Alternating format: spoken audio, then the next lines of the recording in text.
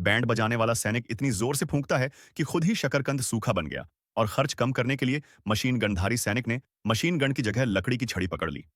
हर बार fire करने में बस 2.5 किलो लार की जरूरत होती है। जहां तक तोप की बात है, दृश्य ऐसा लगता है कि गोला डाला जा रहा है, लेकिन जब फायर होता है तो निकलता है एक पुराना लकड़ी का ढक्कन। मुख्य बात है कम लागत, ज्यादा रचनात्मकता। हालांकि संसाधनों की कमी है, जहां बचत हो सकती है वहां करनी ही चाहिए।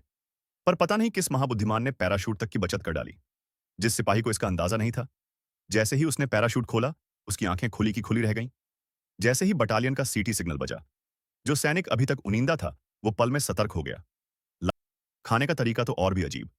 सैनिक कटोरे और बंदूक दोनों थामे रहते हैं। खाना मिलना भी एक ऑपरेशन की तरह होता है।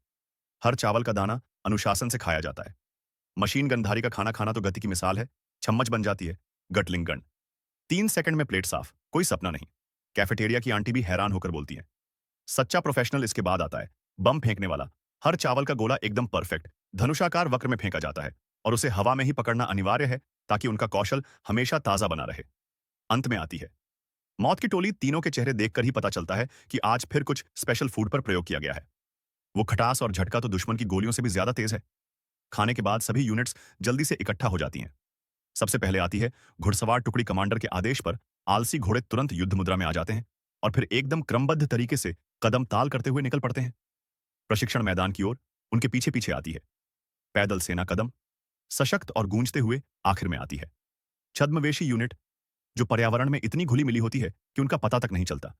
बहुत जल्दी अभ्यास युद्ध उफान पर पहुंच जाता है। 2 लड़ाकू विमान आकाश में क्रॉस शेप में उड़ते हैं, जैसे जबरदस्त टिक टैक टो का मुकाबला चल रहा हो। केवल वही जीतता है जो तेज, सटीक और निर्मम हो। इसके बाद होता है तोप से फायरिंग अभ्यास। हर गोला बादलों के बीच निशाने पर सटीक लगना चाहिए। थोड़ी सी भी चूक और मिशन विफल, कमांडर इस युद्धाभ्यास को जीतने के लिए निकाल लाता है। एक महाकाव्य स्तरीय विशाल तोप, वो खुद भी खाली नहीं बैठता। सिर झुकाकर लगातार रणनीति गढ़ता है, निशाने की स्थिति, दूरी और सभी आंकड़े मापता है। जैसे ही सब कुछ सही लगता है, वो आदेश देता है। फायर संदेशवाहक तेजी से आदेश पास करता है। तोपचियों ने तुरंत कोण समायोजित किया। एक तेज गर्जना होती है और गोला सटीक जाकर दुश्मन के कमांड सेंटर पर लगता है। लेकिन जब धुआं छंटता है तो कमांडर आश्चर्यचकित रह जाता है। दुश्मन का कमांडर तो मलबे से बाहर रेंगकर निकल आता है। असल में उसने निशाना गलत लगाया था।